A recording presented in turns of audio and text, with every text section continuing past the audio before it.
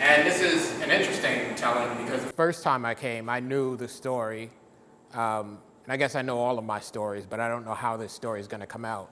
That night that I told the story the first time, I was like, oh, this is the story of how my daughter got her name. I have to tell a story of how my son got his name because I have two one-year-olds. But this has been a difficult story. So let me start off by saying these stories are stories about the blessings in my life. And I've come to realize that those blessings are, they take the shape of my children, but the blessings in my life are the things that, and the opportunities are the things that I get to do that I don't necessarily have to do. So this is the story of my son and his name. My son has the name Gary Winfield. I have the name Gary Winfield, but he doesn't get the name exactly how we think he would get that name. So I was born in 1974. I was born to a mother and a father, and my father had the name Gary Winfield. He was Gary Allen Winfield. When I was born, I made him Gary Allen Winfield Sr. And he was in the house, and I tell people oftentimes, sometimes having your father in the house is not as good a thing as you think it is. My father liked to do things that didn't include being in the house, being a father in the way that we might want our father to be a father. He certainly never was a dad. My father also wasn't equipped to do certain things. And so like a lot of people, he tried his best, but his best was damaging. So I was born, and I come from a family of people who are pretty sizable people. And if you look at me today, I'm not a small guy.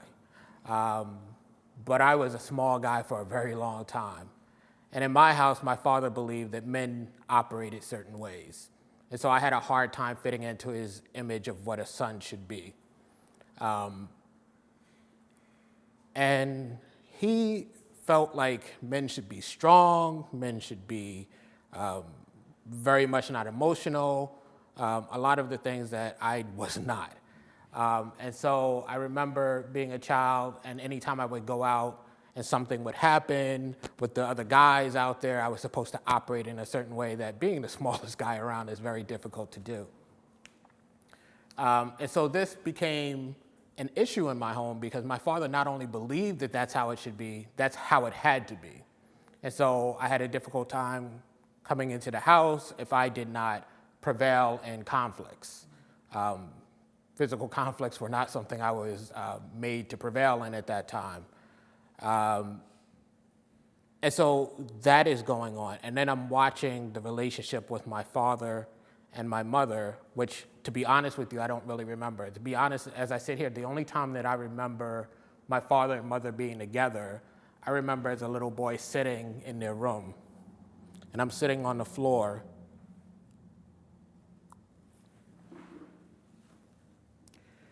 And they're on their bed discussing my birthday. And I don't know what the whole conversation was, but I do remember my father telling my mother that I didn't need anything because I didn't deserve it. What did I ever do to deserve anything for my birthday? And I remember not understanding why he felt that way and trying to figure out what I had done to make him feel that way.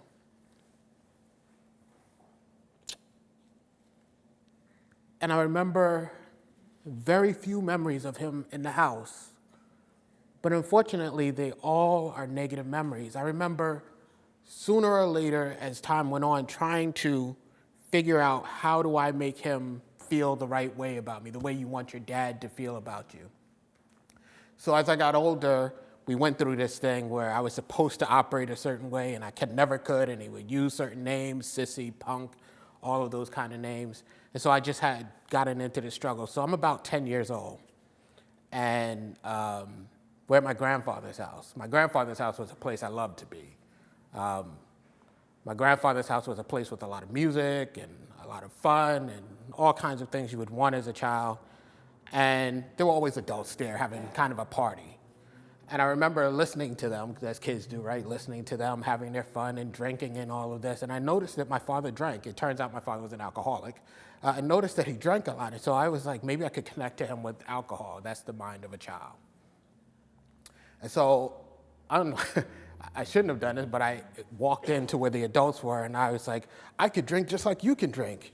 And my father, being the person that he was, accepted the challenge. And so when we got home, he said to me, so you can drink like a man? And I was like, of course I can, because I'm trying to prove to him that I'm the man that he somehow sees this child should be. And so they had been drinking Heinekens, and I was like, oh, I could drink 12 of those things just like you guys do. And so he bought 12 Heinekens.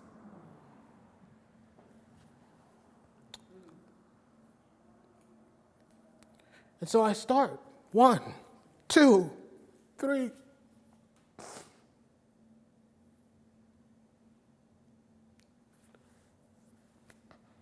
think I did 7. My brother and sister know the number. I don't know the number, but I think I did 7.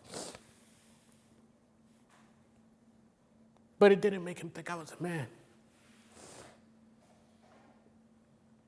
So I spent the early part of my life doing this. But this creator was an angry person. And even though I was smaller than everybody else, I was dangerous. I was not a person you wanted to meet, not a person you want to cross. I remember, if you live in our neighborhoods, sometimes you walk down the street and you run into a group of young men and they ask you, what's your problem? You got a problem? And even though I was a little kid, I'd go, yeah. And usually most people would be like, I don't want to mess with that guy. But every once in a while, people would mess with me. And even though I was the smallest guy, I was very vicious. When I was in the military, I thought I was going to court-martial. My chief, I put in my leave chit really early. And he played around and made this joke about your wife and your sea bag, my ex-wife, your wife and your sea bag. And I don't know what happened. I know I blacked out. And I happened to have a crowbar in my hand. And people told me what happened, but he didn't have a desk when I was done. That's the thing that scared me to death, because I thought not only would I get court-martialed, I thought I could have killed somebody. And that caused me to start to invest in getting some help. So I recognized through the help that a lot of the issues I had, the anger issues, were connected to my issues with my father, which is quite apparent. And I was scared to death to have a kid and to do that to that child. And so if people ever ask me about, you plan to have children, I would always say, yeah, a lot of us do, but I never planned to have a boy. And if you heard the first story, the story was about how I always knew I was going to have a girl and her name was going to be Imani. So I got divorced. I say to God, this is connected to the first story, I say to God, listen, I don't want to be associated with a woman because I've been married for 17 years, I've been in a 24-year relationship, I'm good. Unless it's your plan, because I'm smart enough to know better. And he brings Rashida into my life, and Rashida gets pregnant. And I know that's Imani. I'm sure it's Imani, because it has to be. And then we're standing in the office of the doctor, and the doctor goes, there's your baby. And there's your other baby.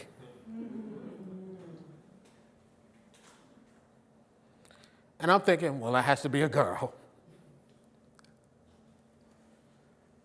It's not a girl. And then, you go through the things that parents go through when they're having kids. You start talking about what you're going to name the kid, all of this stuff.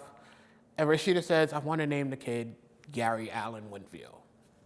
And I go, oh, hell no. And she goes, oh, yes. And I sit there and I'm like, I can't name that kid Gary Allen Winfield. I'm still broken. And I don't know that I can raise a whole kid, a whole child who's a male who has my name. And I don't think it's fair to him. But she's like, that's what we're going to name him. And so I'm like, I have to fight this with all my might. But I kind of realized that I'm probably not going to win. So then I start looking for a loophole. And that's the middle name. And so I'm looking and I'm trying to find the perfect name because names mean a lot to me. And I'm online and I'm going through all these names. And that name's terrible. That name sucks. It doesn't mean it. On and on and on. And then I come across the name Rashid. And I'm thinking, my wife's name Rashida honors the mother. And so I look up, what does Rashid mean? And Rashid means rightly guided.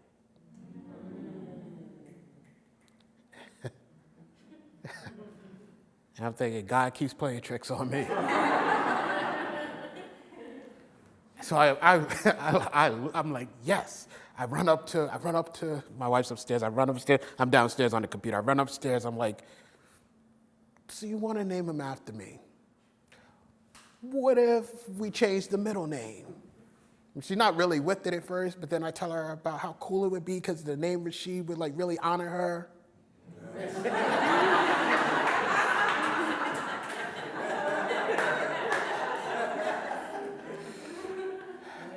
You're still evil.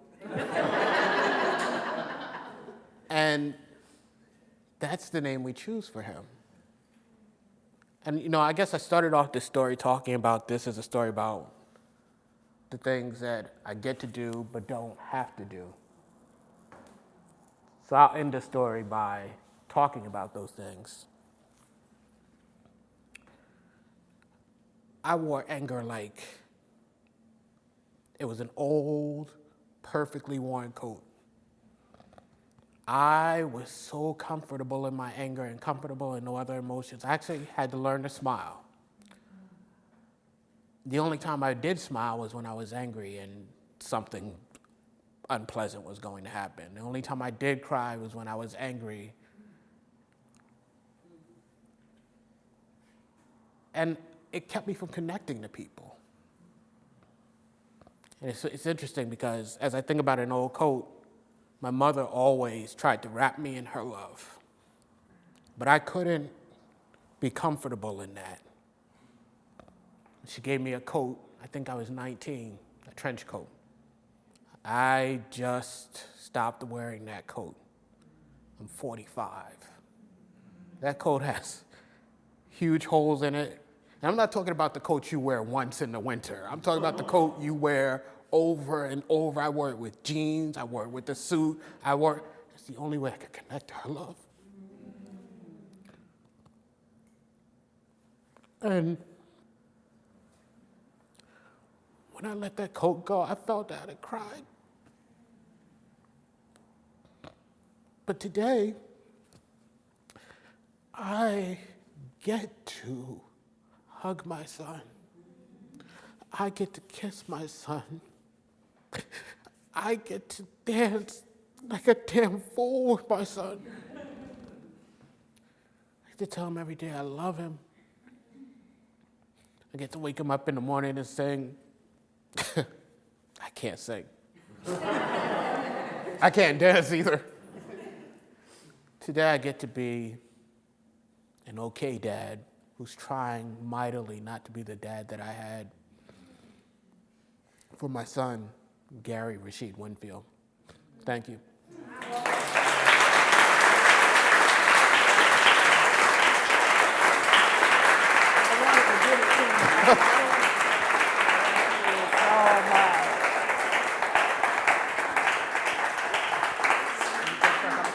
Whatever, I'm good. All right. So you've heard a story from Gary. I should have known, by the way. What would you like to know a little more about? Did your father ever find his way? And is he connected to his grandson? No, and part of the story that I don't tell, another part of So part of my story of my father is my being disconnected from him through his actions. One of the things he later did in life was he changed his name. So he's not even Gary Winfield anymore. He's Sadiq Ali something, I don't know. I don't really have a relationship with him. I don't have any animosity towards him as much as you might think that I do. And from time to time, through the invention of Facebook, I will send him a picture of his grandchildren, but he doesn't have any relationship with them and hasn't really asked to have that relationship. So, no, that doesn't exist. But I want to make sure that he knows they exist, and if he chooses to, my relationship with him is not their relationship with him. He could if he wanted to. That's really generous. I'll just say something to what you just said, Lindy. I, like a lot of Black Americans, didn't know a lot of my family history and couldn't connect to it for obvious reasons. And it wasn't until very recently, through my own efforts, that I could start to figure out what the family history was. And I don't want to be the reason why my children don't have the opportunity, regardless of what my relationship to my father was. So it's not just generous. I think it's what a parent who really loves their children in action the way that they say they do would do. I was going to ask, how has your identity or thought process on what being a man is changed? Has it changed? I don't think all of the stuff that my father thought was required of a man is what they have to be, right? I think a man is whatever that man is. And I just believe that I'm going to try to give all of the things I've learned through pain, I'm going to try to teach to my son without him having to go through pain. He has to because he's a human being. But whatever he is, I'm going to celebrate that. I don't think there is one thing that is a man or a woman. I think we all are our own thing, and we try to be the best version of that, and that's what I'm trying to do with that young man, who, by the way, the greatest thing for me is I've been able to, every day of their lives so far, make them smile. And that is like, it has done so much good for me. Yeah. And I'll just tell you one quick story about my son. It's crazy how the universe works. My son and daughter came early. They were premature. They're in the hospital, and you know, when Rashida was out of it, but when the nurse hands my son to me, I just look at him, right? Like, I don't know what to do. And then my daughter came second, hands the daughter. I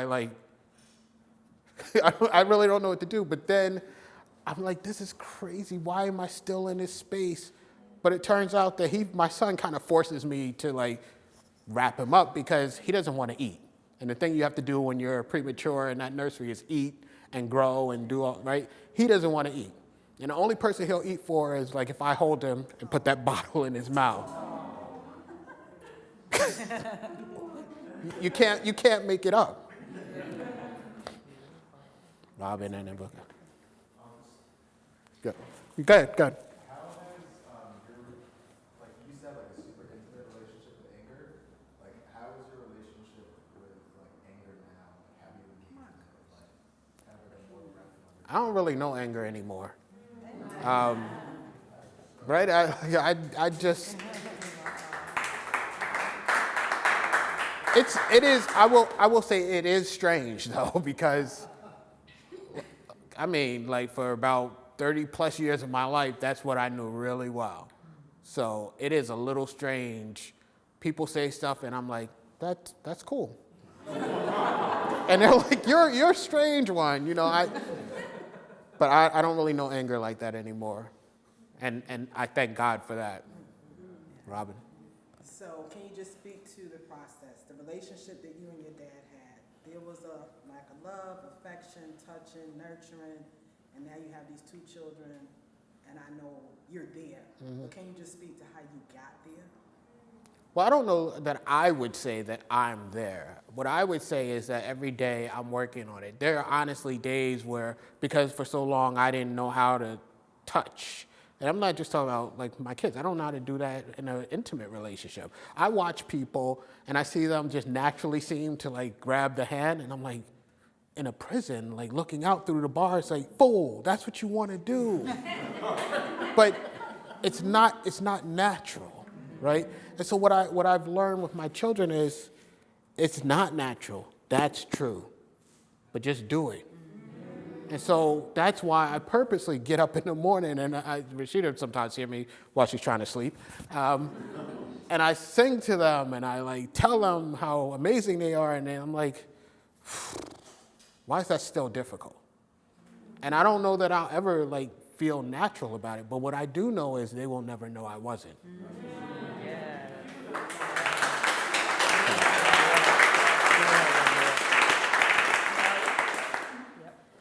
One more question.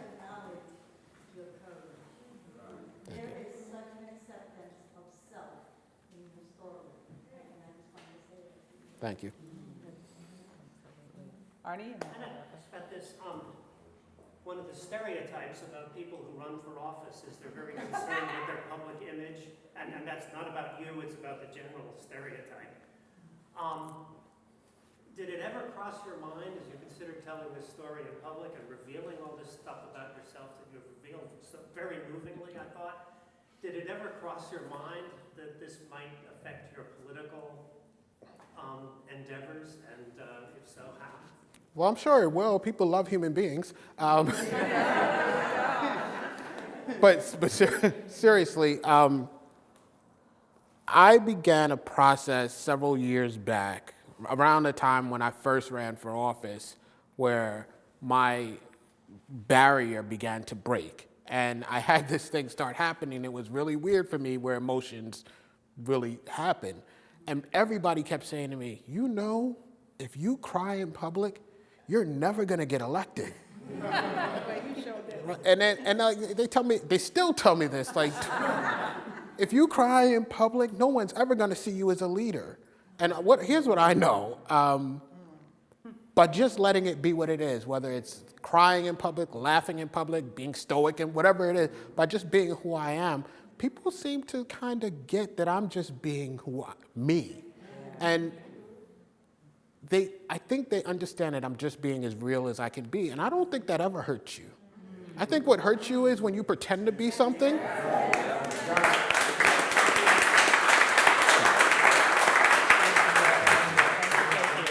there another question? Thank you so much for sharing your beautiful story. I wonder, have you ever been able to find out what your father's relationship to his father was like? I don't know exactly. I know that my grandfather was around. I know that he had his issues too. I found out later that, through my grandmother actually, I found out later that he had mistress, you know, kind of the same things my father did. But I don't know exactly what the relationship was. I know he did some of the, sorry. I'm sorry. I'm being bad right now. I know that he did some of the things that my father did in terms of the manliness and what that is. I know he put him out on the side of the highway once, right, and made him walk because foolishness. So, but I don't really know the story well. I wish I did. I wish I knew all of the stories of my family, and that's why I've endeavored to tell us. That's why I endeavored to uncover. I'm paying attention. To uncover the story, the family history on both sides of my family, but I don't really know that story. So thank you. I think we're gonna go back.